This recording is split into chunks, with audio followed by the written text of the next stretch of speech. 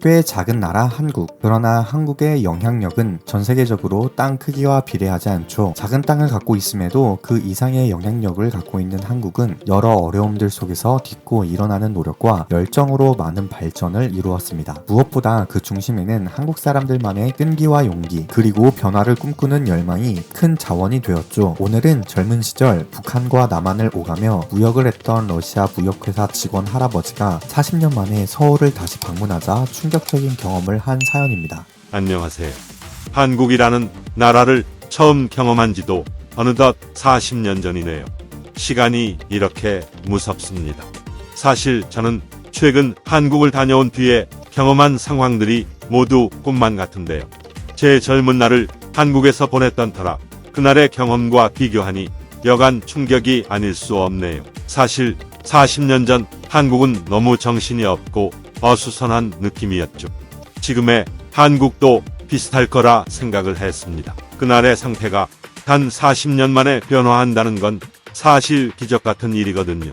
처음 손녀가 한국 여행을 가자고 권할 때 저는 격하게 반대했어요. 한국 근방엔 중국도 있고 일본도 있는데 굳이 한국에 가야 하는지 말이죠. 하지만 손녀 녀석이 한국이 왜 그렇게 좋고 궁금한 건지 꼭 가야겠다고 하더라고요. 그리고 제가 40여 년 전에 한국을 경험했다고 하니 그것 또한 한국을 방문하고 싶은 이유 중 하나였던 거죠. 결론적으로는 한국에 다시 다녀왔던 게 제가 죽기 전 후회하지 않은 일로 손에 꼽히게 되었습니다. 아주 탁월한 선택이었고 후회 없는 값진 경험이었죠.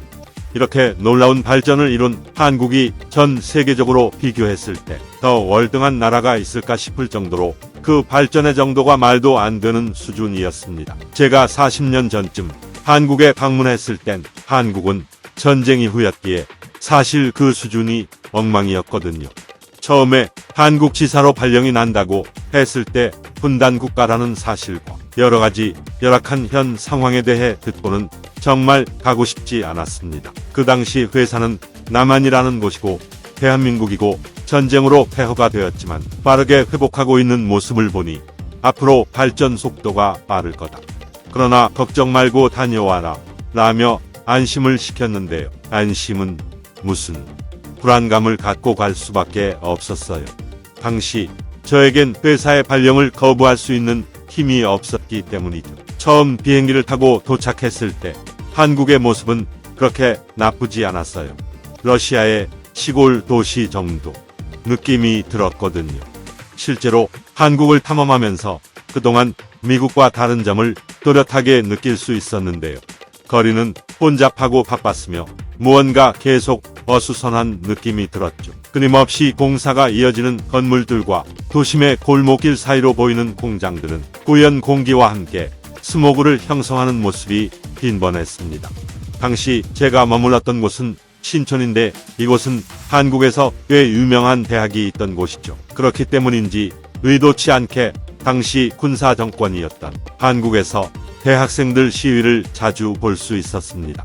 시위 덕분에 일주일에 몇 번은 도로가 꽉 막혀서 오도 가도 못하는 일들을 경험했죠.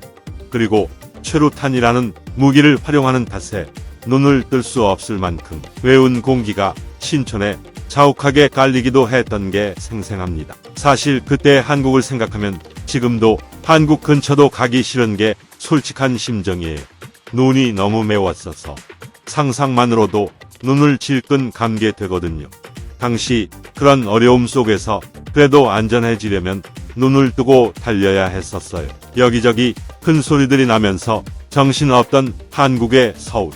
사실 한국이 러시아보다 잘 사는 나라가 아니었기에 지금의 근무가 저에게 큰 힘을 주진 못했거든요. 한참 한국이 발전하던 때라 한국 지사를 확장할 목적으로 보내졌던 거니 저에게 모든 상황들이 얼마나 당황스러웠을까요. 정말 좋은 기억 하나 없는 나라였습니다.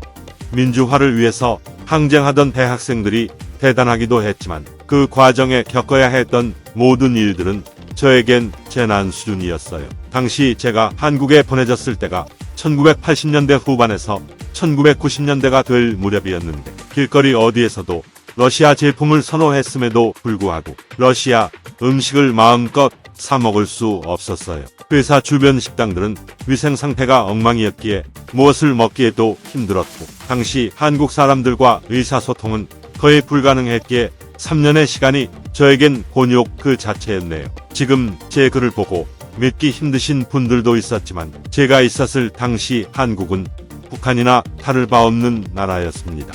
지금은 북한이 세계 최빈국으로 자리 잡았지만, 그 당시 한국은 다소 북한에 못 미친다 할 정도로 나라가 가난했어요. 최근 뉴스를 통해서 한국의 소식들을 가끔 접하긴 하지만 몇십 년 전 이미지에 사로잡혀 있던 건 사실입니다. 그래서 손녀랑 한국 여행을 계획하고 떠나기 직전에도 손녀에게 거듭 말했네요. 너가 기대하는 한국이 사실 기대보다 훨씬 못 미칠 수 있는데 괜찮냐? 힘들 수 있다.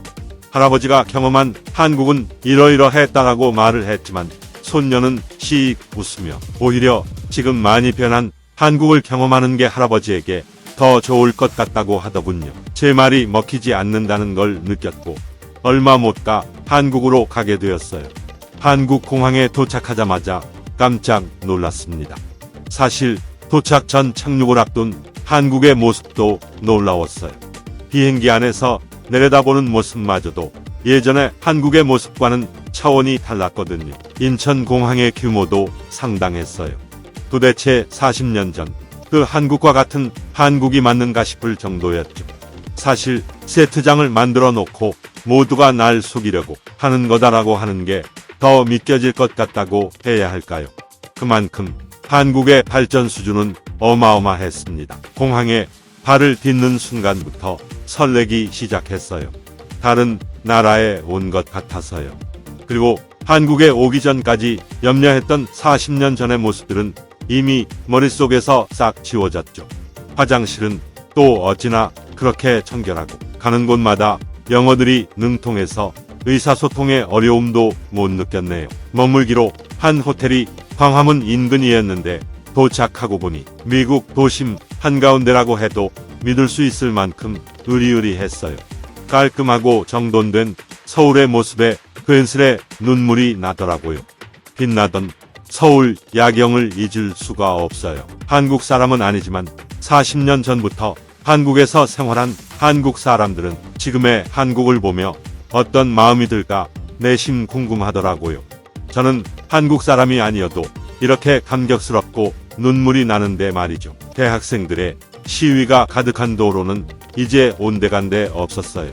버스와 택시, 대중교통들이 제 시간마다 오며 가며 사람들을 질서정연하게 태워갔고, 정해진 시간마다 오는 버스와 지하철의 모습은 40여 년의 시간만으로 이만큼의 발전을 이룰 수 있는 비법처럼 여겨질 만큼 칼같이 잘 지켜지더라고요. 서울 어디를 가든 빠르고 쉽게 청결하게 이동할 수 있었어요.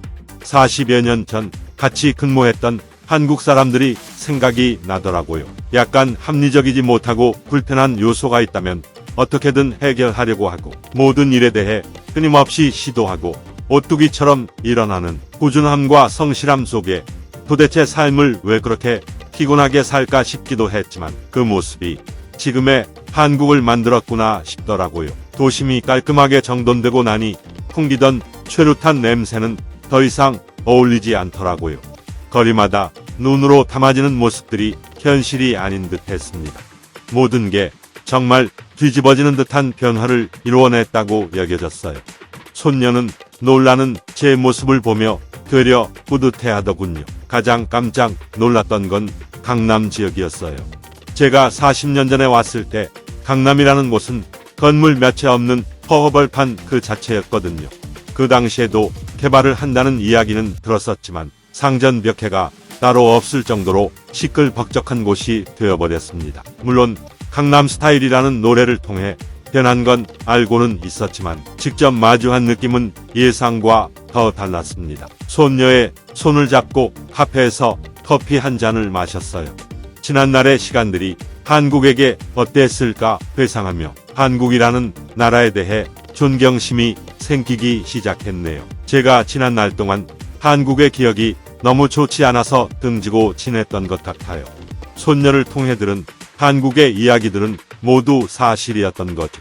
빠른 발전을 이루어낸 한국은 세계 어느 나라와 비교해도 뒤지지 않았어요. 사실 당시 한국에서 생활하는 외국인들을 접한다라는 건 저처럼 울며 겨자 먹기로 끌려온 한국지사 외국인들 정도였는데요. 지금은 한국에서 생활하는 외국인들도 거리에서 자주 보이더라고요. 한국이라는 나라가 외국인들에게도 살고 싶은 나라가 되어가는 중인 거죠. 한국이라는 나라를 여행하면서 참 좋았습니다. 성실함이 모든 상점마다 느껴지고 친절함은 상점을 넘어서 길거리 마주하는 사람들마다 느껴지더라고요.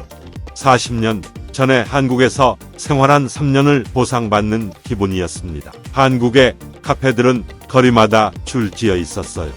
당시 식당도 몇 개 없던 한국이 이렇게 커피와 디저트를 즐길 수 있는 나라가 되었다는 건 생활 수준이 그만큼 올라왔다라는 걸 보여주는 듯했죠. 서울 한복판에 흐르던 하천도 그림 같았고 도심안에서 보여주는 휴식들이 달콤했어요. 높은 빌딩들이 줄지어 있고 놀이공원도 있더라고요. 손녀와 많은 경험을 해보려고 이곳저곳을 돌아다녔지만 시간과 체력이 따라가지 못할 만큼 서울엔 즐길 거리가 많았네요. 한국 여행을 2주 정도 다녀오고 돌아와 지인들에게 한국 여행 이야기를 했어요. 듣는 사람들마다 거짓말이 늘었다며 얼마나 놀려대던지 다들 그 정도는 아닐 텐데 너무 과장해서 말한다며 저를 놀리더군요. 하지만 저는 놀리거나 말거나 제가 경험한 40년 전의 한국과 이번에 손녀와 경험한 한국 이 두 개의 경험은 인생에서 지울 수 없는 가장 가치 있는 경험이었어요. 이미 정해진 땅의 크기와 풍경, 그리고 지난날의 전쟁이라는 역사적 아픔이 있다고 한들 한국인들은 그 변하지 않는 성실한 정신과 태도로 지금의 한국을 이뤄낸 거잖아요.